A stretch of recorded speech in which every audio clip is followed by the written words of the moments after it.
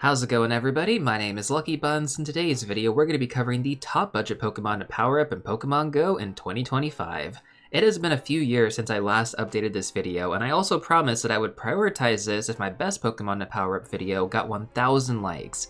You guys made that happen in just 2 days, so thank you for that. Now with that being said, budget can mean a lot of different things in Pokemon GO, but I've always focused on accessibility and candy cost specifically. Now of course, Stardust savings are also factored in as well, because that is a very precious resource meant to be spent on only the best Pokemon. So before we get started, I do want to cover some important fundamentals, and while I do strongly recommend watching this portion of the video, timestamps have been included so you guys can skip ahead to the featured Pokemon right now if you would like to. So when you're just starting out in Pokemon GO, there's going to be one important baseline to consider for your investments, and that's going to be level 30.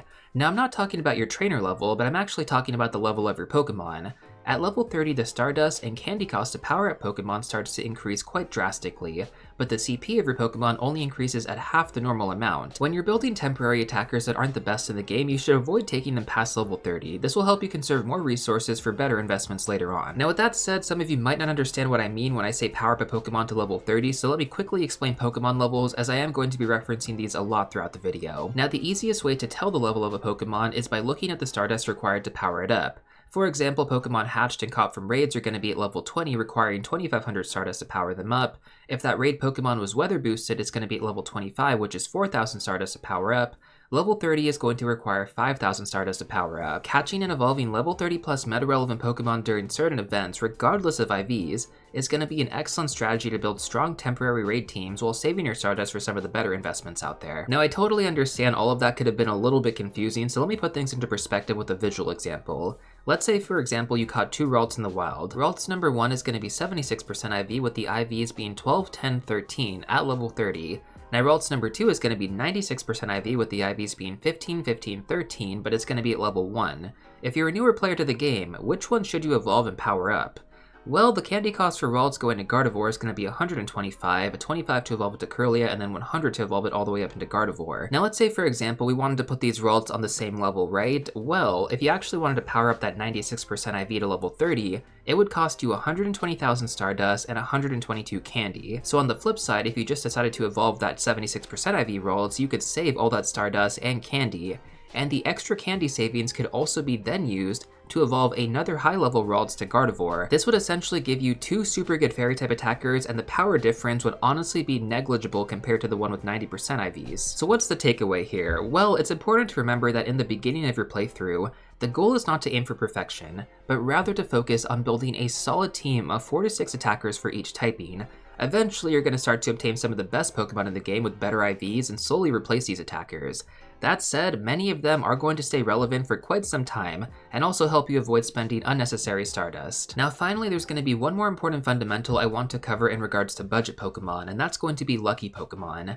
These are essentially rare versions of Pokemon that you can only get from trading. They're going to cost half the normal amount of Stardust to power up, but the candy cost is going to remain the same. Now with that being said, there's going to be 3 different ways you can get lucky Pokemon. The first way is going to be by trading random Pokemon with a friend, and there's going to be a small chance that it actually goes lucky. The second way is going to be through guaranteed lucky friend trades. There's going to be a chance you can get lucky friends with one of your best friends by interacting with them at least once a day. If you do end up getting lucky friends, your next trade is going to be lucky guaranteed. Honestly, lucky friend trades can be one of the best ways to get good Pokemon in the game, especially if you end up not getting a good IV spread from just like regular raids or from Pokemon caught and stuff like that. When you actually do these lucky friend trades, you have a 1 out of 64 chance of actually rolling a hundo this way, because the IV floor is going to be at minimum 12, 12, 12. So I mean, the odds of getting something good are super high. I'm most likely going to make a separate dedicated video for the best Pokemon to lucky trade, like especially as a free-to-play player myself.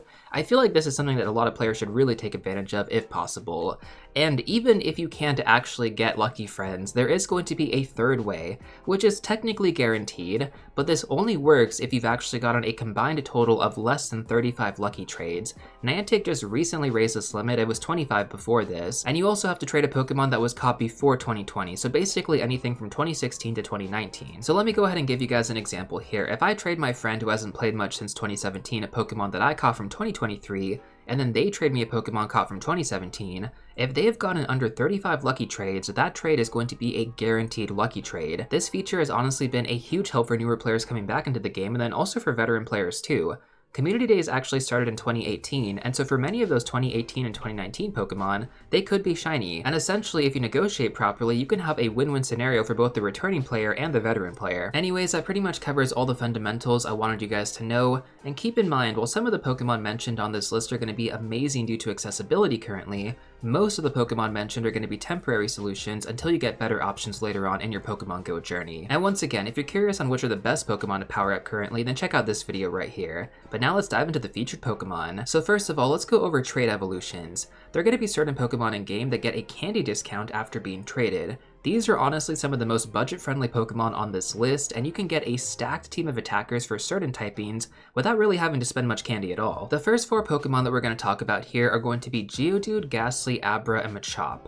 Now, these Pokemon are going to still require the 25 candy to evolve them to their second stage forms, but from second stage to third stage, in which case that's going to be Golem, Gengar, Alakazam, and Machamp respectively, the evolution is going to be free if you did trade it. So this means it's only going to cost you 25 candy to get the full evolution just like that. And if you happen to catch these Pokemon weather boosted in the wild, this is going to be a really good way to get some super powerful attackers while honestly spending minimal resources, and I'm talking like really minimal here. Now this was pretty early on in Pokemon GO, but later on we also got some more Pokemon that also benefited from these trade evolutions. Now these are going to function a little bit differently, so let me explain it, right? These are going to be a lot more expensive to evolve, actually costing 200 candy to evolve them to their final stage forms. So you have Roggenrola and Timber, which when you evolve it to the second stage form, that's going to cost you 50 candy. But from the second to third stage form, which is going to be for Gigalith and Conkeldurr, it's going to be free instead of 200 candy. And then finally, for our last group of Pokemon, they're going to be free evolutions because they don't actually have a third stage, they only have a second stage form. And so those Pokemon are going to be Phantump, Pumpkaboo, Shelmet, and Karrablast. Phantump evolves into Trevenant, Pumpkaboo evolves into Gourgeist, Shelmet evolves into Excelgor, and then Karrablast evolves into Escavalier. Now at the time of filming this video, we just recently had a community day for Shelmet and Karrablast, which means if you happen to hold on to a bunch of those Pokemon, and maybe some of your friends did as well, mirror trade those and you're going to have a bunch of free evolutions just like that. The best way to take advantage of these two to get the most experience is by evolving them during a 2x Evolve Experience Spotlight Hour. Now I cover the Spotlight Hours every single month during my monthly breakdown video, so if you haven't subscribed to the channel yet, I would strongly encourage you to do so. That way you always stay up to date. Anyways, though, those are going to be all the trade evolution Pokemon, but which ones are actually going to be meta relevant? So first of all, let's go over the raid relevance. We're going to have Golem with Rock Throw plus Stone Edge. We're going to have Gengar with Shadow Claw plus Shadow Ball. Gengar is actually a super good ghost type attacker in the game just by itself, so the fact that it's also a budget attacker just makes it even better. Now the same could be said for Machamp with Counter plus Dynamic Punch. This Pokemon has been a fighting type staple for the longest time. You really can't go wrong with this one, guys. I mean, 25 candy to get a really good fighting type. Machop is honestly super accessible in the wild. It's a great Pokemon. Now Alakazam with Confusion plus Psychic is also going to be a great Pokemon to have as a Psychic type attacker. It's pretty similar to Gengar in terms of like a glass cannon. That said, Psychic is going to be a legacy moveset, but you can also run Future Sight.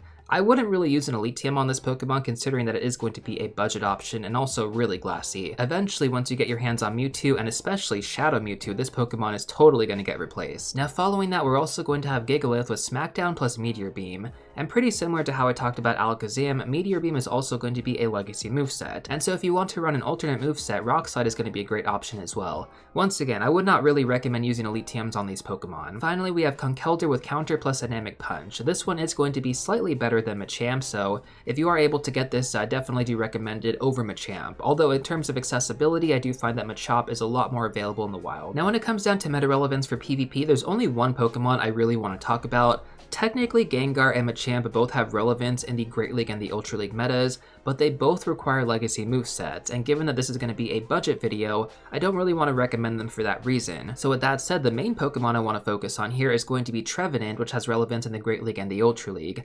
This Pokemon is honestly fantastic, guys. For the sole reason alone that you can just trade evolve it and do it entirely for free, this is going to be one of the most accessible Pokemon you build for the Great League and the Ultra League metas. Even if the IVs aren't that good, if you trade a high-level Trevenant, if you trade a high-level Phantump, and then you evolve it, it should come pretty close to that 2500 CP limit for the Ultra League.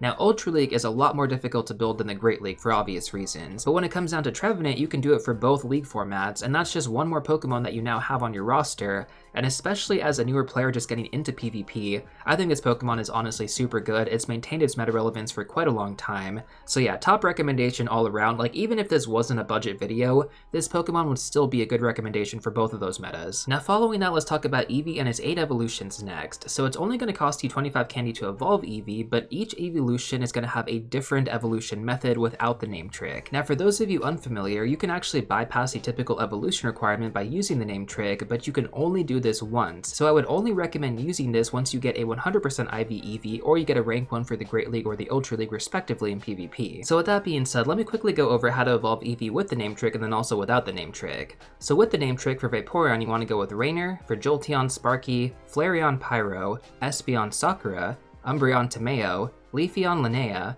Glaceon Rhea, and then finally for Sylveon, Kira. Now once again, I would not recommend using this name trick lightly. You can only do it once. I'm assuming that many players probably fall into this trap though of using the name trick without really understanding this, so how do you actually evolve Eevee without the name trick? So for Vaporeon, Jolteon, and Flareon, this is probably the most difficult one to go with because it's going to be complete RNG. It's random to just get any of them. Back in 2016 when the game first came out, I totally used a name trick to get my Vaporeon, Jolteon, and Flareon, not even realizing like how IVs worked back then. And eventually once I got my Hundo EVs, well, at that point I had to just use the random evolution to try and get the Hundo Vaporeon, Hundo Jolteon, and Hundo Flareon. Only recently, like in 2024, did I finally get my Hundo Flareon, guys. I rolled so many Vaporeon, so many Jolteon, but I couldn't get that Hundo Flareon. So I think when it comes down to it, those are the most important Eeveelutions to save the name trick for, that and Sylveon, but we'll get to that. So next up, let's talk about Espeon and Umbreon. So basically these are going to be the same requirements, except you have to evolve one during the daytime and then one during the nighttime.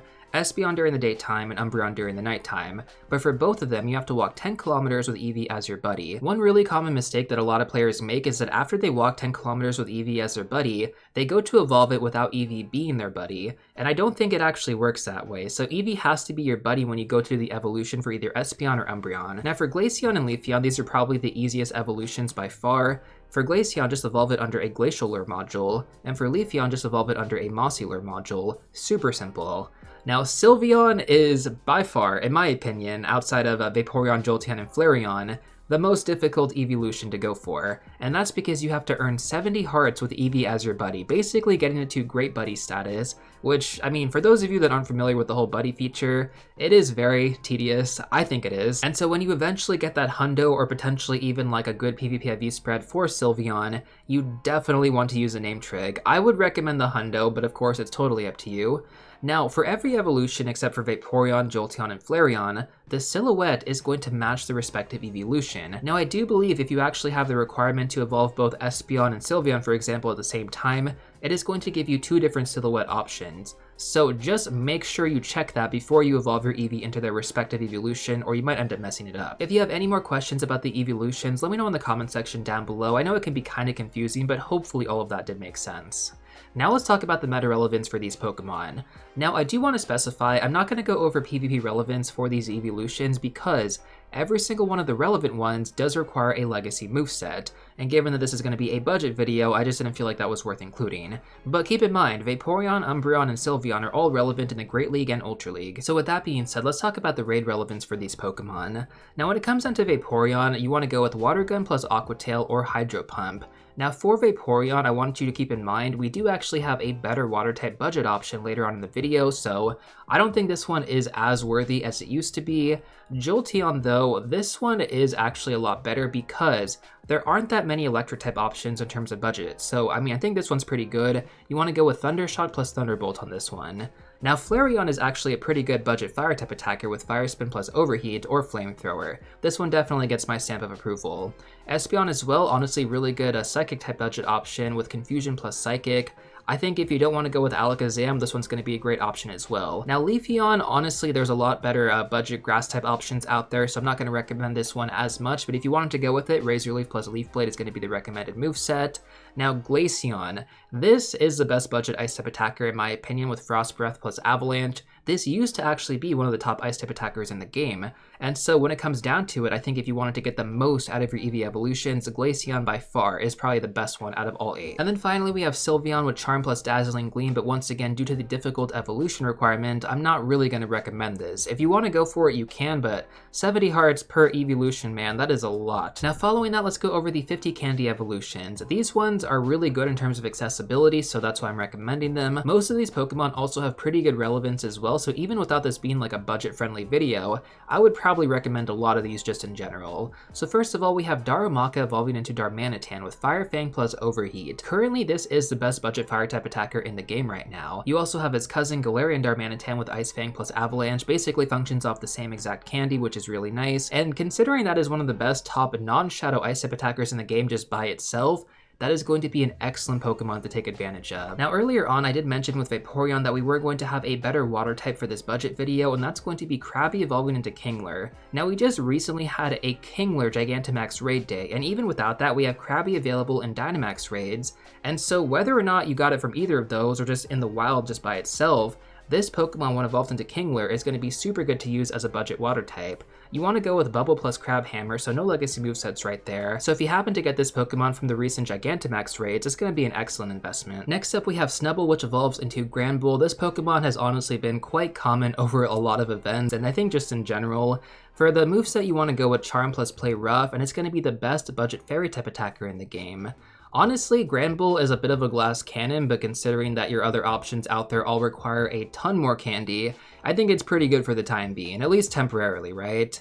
Now following that, we have Rufflet, which evolves into Braviary with Air Slash plus Brave Bird. Most of the other good flying types in the game right now do require some sort of legacy moveset, and so considering that this one doesn't have any of those and it's still really good in terms of the overall raid relevance, I think it's a great recommendation. Now following that, we also have Drillbur, which evolves into Excadrill with Mudslap plus Drill Run. It's definitely one of the best budget ground type attackers in the game right now, and in terms of accessibility, it was recently available in Dynamax raids quite a lot, so I think a lot of players had a good opportunity to get a few of these. Next up we have Cranidos evolving into Rampardos with Smackdown plus Rock Slide. So it really depends on the event, but if you were able to get one, I mean just DPS wise, Rampardos is amazing. There's no legacy movesets required, otherwise I would recommend Rhyperior with Smackdown and Rock Wrecker. Rock Wrecker is a Comday exclusive moveset though. Now I saved the best for last here guys, because we have Shroomish, which evolves into Breloom. Now you can actually use it as either a grass or fighting type attacker, although keeping that in mind it is slightly worse than Machamp, so I would recommend using it as a grass type instead. Bullet Seed plus Grass Knot is going to be the recommended moveset. If you want to go with fighting type though, it's going to be Counter plus Dynamic Punch. Not to mention, Breloom has also become a fan favorite recently in Pokemon, and if you happen to actually build this, well then I would strongly recommend dropping it in a McDonald's gym. That pretty much covers all the 50 candy evolutions I could think of. Honestly, there might be like another one or two in there. If you guys remember any, or if you think of any, let me know in the comment section down below. Now let's move on over to the Meltan Box from Melmetal. By far, this is one of the most accessible Pokemon you guys can actually get in the early game, and all you need to do is get a Meltan Box. If you're unfamiliar with how to actually get a Meltan Box, then check out this video right here. It goes through everything step by step. Now with that being said, evolving Meltan to Melmetal is going to cost 400 candy, so it's not exactly like a cheap evolution, but gathering candy is actually really easy, because the Meltan Box functions as a stationary incense. It'll spawn Meltan every minute for 1 hour, and you can get a Meltan Box every 3 days. So once again, if you don't know how to do this, check out the video that I recommended. It's also going to be linked in the description down below. When it comes down to meta relevance, Melmetal is going to be a fantastic Pokemon to use for rocket battles, especially against Giovanni. I know that a lot of players out there struggle to beat Giovanni and his lineups, like they're just way too difficult, they don't have the right Pokemon. Well, Melmetal in your lineup is going to make your life so much better, so strongly recommend it for that reason alone. Not to mention, Melmetal is also going to be relevant in the Great League, Ultra League, and Master League metas. The next category is going to be focused on recent Com Days, and since we just recently had December Com Day, this means that all the featured Pokemon from 2024 were available within the last 2 months. So with that being said, let's go over the raid relevant Pokemon first, and then we'll talk about the PvP ones right after. So we have Rowlet, which evolves into Decidueye with Leafage plus Frenzy Plant. This is honestly a super good budget grass type attacker, so if you happen to evolve this one, definitely worth investing into. Although we actually do have a Sprigatito, which evolved into Meowscarada for the recent January Com Day, so actually that one is going to be a bit better, and most of you probably have access to this even if you missed December Com Day, so Actually, Meowscarada definitely going to prefer that one over Decidueye. Now following that, we have Litten, which evolves into Incineroar with Fire Fang plus Blast Burn. That being said though, we went over Darmanitan earlier, and honestly that Pokemon is going to be better off than Incineroar even with Blast Burn. So when it comes down to it, yeah, I'm going to include this on this list, but at the same time I wouldn't really focus too many resources on Incineroar when you do have Darmanitan available, and also being pretty accessible. Now following that, we have Popplio, which evolves into Primarina with Waterfall plus Hydro Cannon. Now as far as Primarina goes, this Pokemon is going to be better than Kingler with Hydro Cannon, so keep that in mind if you decide to build one. Otherwise, I would just stick with Kingler. Next up, we're going to have Bagon, which evolves into Salamence. This did have a Calm Day Classic. Also, if you didn't happen to evolve it to get Outrage, that's also okay. Draco Meteor is going to be a great option to have, and actually slightly better than Outrage now after the most recent raid updates. We have Beldum next, which evolves into Metagross with Bullet Punch plus Meteor Mash, by far the best Steel type attacker in the game, next to Duskmane Necrozma and Shadow Metagross. I'm pretty sure a lot of you guys out there got yourself some Metagross with Meteor Mash, and if you did, then that's definitely going to be a great Pokemon to have for the foreseeable future. And then finally, we have Ralts, which evolves into Gardevoir. The ideal moveset is going to be Charm plus Dazzling Gleam. This was recently featured for the January Calm Day Classic, so most of you guys probably got access to this Pokemon. Also, there's no legacy movesets, so I mean, you probably have the Ralts candy, and even if you didn't evolve your Ralts into Gardevoir, that actually is in your favor here because Dazzling Gleam isn't a legacy moveset. Now let's actually cover the PvP relevant Pokemon, and many of these are going to have, different league variations in terms of relevancy, but as far as the ones I would recommend, once again, Great League is the most budget friendly, so if you want to save Stardust and resources, then definitely go with the Great League spreads rather than the ones for the Ultra League or even the Master League. So first up, we have Bellsprout, which evolves into Victory Bell, relevant in the Great League and the Ultra League with the legacy moveset Magical Leaf. We have Rowlet, which evolves into Decidueye, relevant in the Great League and the Ultra League as well with the legacy moveset Frenzy Plant. We have Litten, which evolves into Incineroar, relevant in the Ultra League only with the legacy moveset Blast Burn. We have Popplio, which evolves into Primarina, relevant in the Ultra League and the Master League with the legacy moveset Hydro Cannon. Primarina is definitely one of the best Pokemon I think is worth focusing on because you can use it in both the Raid/Gym meta as well as the Open Master League. Next up, we have Ponyta, which evolves into Rapidash, relevant in the Great League and the Ultra League with the legacy moveset Wild Charge. Same thing with Galarian Ponyta evolving into Galarian Rapidash, same league formats, and then also with the legacy moveset Wild Charge. We have Goomy, which evolves into Goodra, relevant in the Great League, Ultra League, and Master League formats with the legacy moveset Aqua Tail. We have Cyndaquil, which evolves into Typhlosion, relevant in the Great League and the Ultra League with the legacy moveset Blast Burn, very important for Typhlosion. We have Sewaddle, which evolves into Leavanny, relevant in the Great League and the Ultra League with the legacy moveset Shadow Claw. Now we have Mankey, which evolves into Primeape, and then also Primeape, which evolves into Annihilape. Both Primeape and Annihilape are going to be relevant in the Great League and the Ultra League, and then Annihilape is also going to have relevance in the Open Master League. Both are going to require the legacy moveset Rage Fist, but Primeape is also going to require the legacy moveset Karate Chop, and you have to actually use an Elite TM to get this one. It wasn't available during the Calm Day, so Primeape isn't going to be as accessible, but I did want to mention it. And then finally, we have Ralts, which evolves into Gallade, relevant in the Great League and the Ultra League, and it doesn't actually require a legacy moveset, which is pretty good, so definitely one of the more budget-friendly options from this list. And then actually, no, we have one more Pokemon I wanted to mention. Totally forgot about this. We have Chansey, which evolves into Blissey as a Gym Defender. So if you were able to get, a few Chansey during the last event, typically high level, using it as a Gym Defender is going to be super good. Preferably as a Chansey, not so much as a Blissey. Blissey's still good, just Chansey's actually a lot better. Now finally, for the last section of this video, I wanted to cover Mega Pokemon, since you can basically avoid the candy requirement entirely and just get the final stage evolution immediately when you catch it. Not to mention with the Pinap Berry, it's one of the best ways to farm candy in game, especially for bosses that have 3 stages, so something like Tyranitar for example. Now given that this video is going to be focused on accessibility, I'm not going to go too far back in terms of available Mega Pokemon, so I'm going to start at September 2024. We had Mega Gardevoir during that time, and this is actually the best Fairy-type Mega in the game by far. Following that, during October 2024, we had Mega Blaziken, and although this Pokemon does require Blast Burn to be meta-relevant, it is tied with Mega Charizard, as the #1 Fire-type attacker in the game. Now if you wanted to avoid using an Elite TM, you could also go with Blaze Kick as well for the Mega form. And if you actually miss out on Mega Lucario, you could also use this as a Fighting-type attacker with Counter plus Focus Blast, no legacy moves required. During November 2024, we actually had access to a ton of really good Mega Pokemon. We had Mega Manectric, which is the best electric type in the game. We had Mega Salamence, which is going to be the third best dragon type Mega after Mega Rayquaza. And then we also had Mega Beedrill, which is going to be the second best poison type attacker in the game after Mega Gengar. During December 2024, we had access to Mega Bayonet, and since Mega Gengar wasn't released last year in October, many of you might want to consider settling for Mega Bayonet for the time being. Towards the end of the month, we also had access to Mega Abomasnow. Now this is going to be the best Mega for the Ice type category, and it also has relevance in the Great League and the Ultra League metas for PvP. Definitely recommend building an IV spread that's focused on the Ultra League though, because this Pokemon powers up quite high to around level 45, so you can definitely get some great dual functionality out of it. Now in January 2025, we had access to Mega Gallade. If you don't have Mega Alakazam or Mega Latios, this would be the next best Mega evolution to have for the Psychic type category, at least until we get Mega Mewtwo, but we have no idea when that's going to happen. Gallade is also relevant by itself in the Great League and the Ultra League metas for PvP, so if you happen to build one for the Ultra League, you can definitely use it as your Mega as well. And as far as the most recent Megas during February 2025 of making this video, you're going to have access to Mega Tyranitar and Mega Garchomp. Mega Tyranitar is the #1 Rock and #1 Dark type attacker in the game.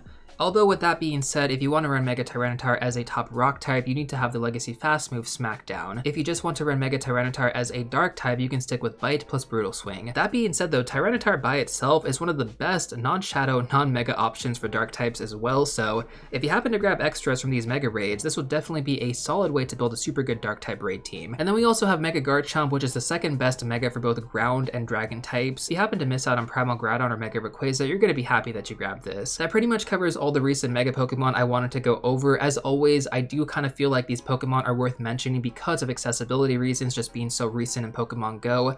There are so many better options out there that you guys can focus on, and if you want to know which are the best Pokemon to power up for 2025, then check out this video next.